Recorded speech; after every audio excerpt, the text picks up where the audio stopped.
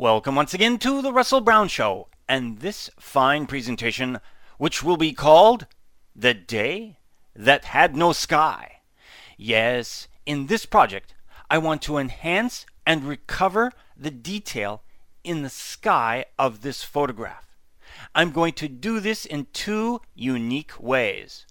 The first way, which will appear in this first of two movies, will be an ethical technique.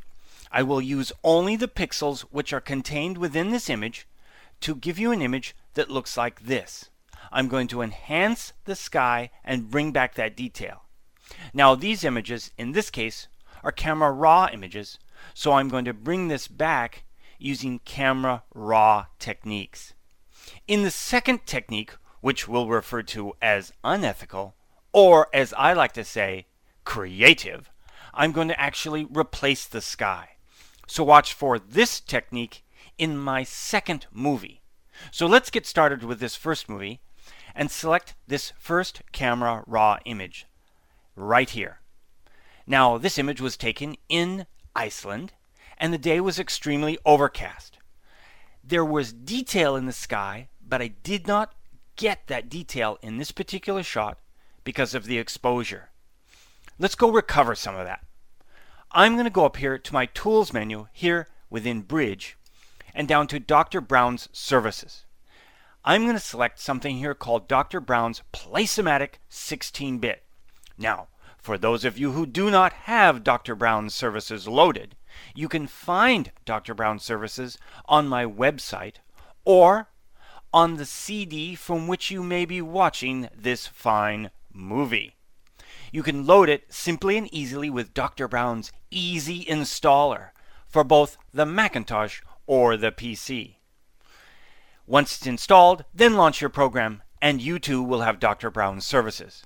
Now on with our story.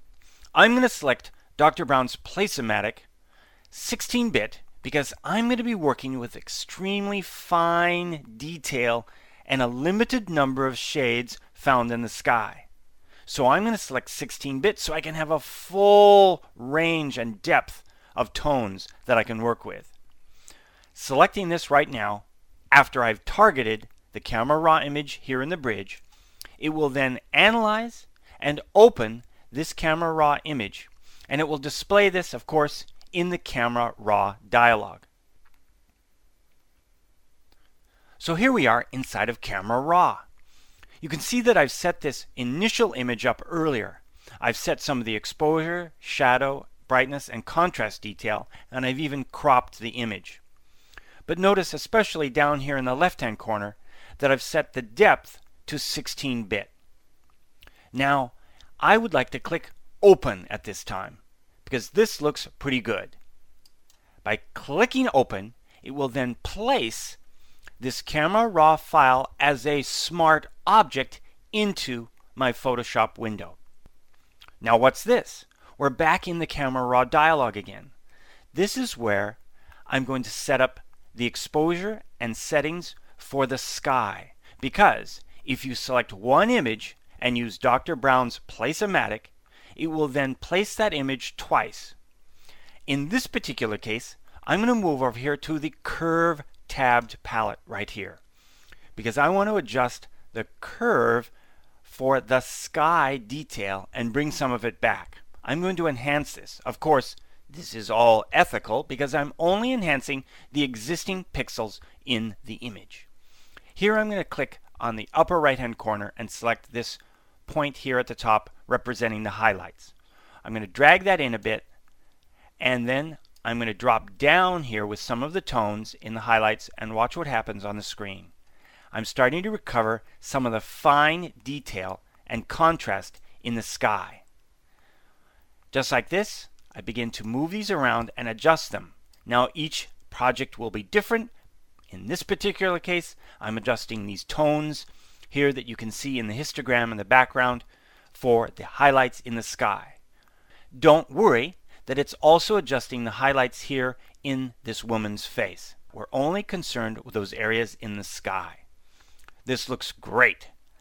I'm now going to click Open, and I'm going to get a second image that's placed as a smart object on top of the first image. Now these are two unique versions of the same camera raw information. Now our job is to blend these two together. Let's hide the bridge application for right now. And let's bring this image up in size so we can start to work with it. Right about there. With the top image targeted, I'm going to move down here to the base of my layers palette and hold down my Option or Alt key. By doing so and clicking on Add Layer Mask right here, it will then fill the region with black, essentially turning this layer off. As you can see, if I move my cursor here over the layer mask thumbnail, hold down the Shift key and click on it, I can turn it off and then on again. Our job now is to blend the two together using this layer mask. Moving over here to my tool palette, I'm going to select my brush tool. I have a fairly large brush selected, a 600 pixel brush. It's set to a mode of normal and the opacity is about 30%. That's pretty good. I'm going to zoom back out again so I can see my entire image area right here and then start to work over the surface. What I need to do now is paint with white into the mask to reveal the image below. I'm moving over here to my tool palette, clicking right here to toggle and switch the foreground color to become white. I can now go in and start to paint over the surface. And now if I click again, it then gives it a little bit more density. That's why I chose 30%. I can start to paint this area in and look at the details starting to come through. I'm revealing this sky, and each click I make then adds more detail. I also like this because it lets me paint in the values that I want within this particular project. Remember, this was the ethical technique because we're using the existing pixels from the file. And of course, since these are placed camera raw files that are smart objects, you can double click on them at any time during this project and open the camera raw image again and make adjustments. Then apply those back into your image. So there you have it, the first of these two techniques for working with this image and recovering the sky.